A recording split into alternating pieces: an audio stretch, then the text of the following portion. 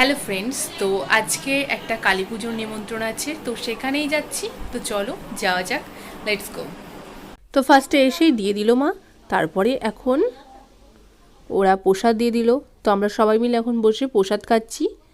তারপরে প্রসাদ খাওয়া হয়ে গিয়ে বাইরে চলে এসে খিচুড়ি খাচ্ছি। তারপরে খাওয়া হয়ে গেল, তারপর চলে আসলাম। তো ফাইনালি এখন বাড়ি ঢুকলাম। তো আমাদের এখন ওখানে কীর্তন হচ্ছে মন্দিরতলায়। তো ওখানে আজকে প্রসাদ দেবে লুচি আর ছোলার তরকারি, তো সেটা। তো চলো যাওয়া যাক, কিছুক্ষণ কীর্তনটা শুনে নিই, তারপরে প্রসাদ খেয়ে তারপর একেবারে বাড়ি আসবো। যদিও পেটে জায়গা নেই, এখনই খিচুড়ি খেয়ে আসলাম, তবুও প্রসাদ একটুখানি নেবই, যেহেতু আমাদের বাড়ির সামনেই।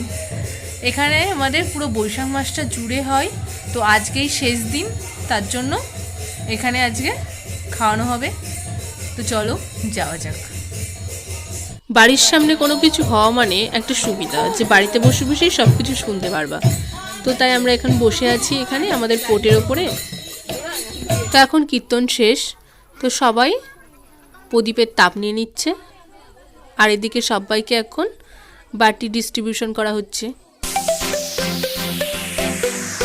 ফার্স্টেই দেওয়া হয়ে গেল বাতাসা আর ফল প্রসাদ, তারপর এখন দিচ্ছে লুচি আর ছোলার ডাল।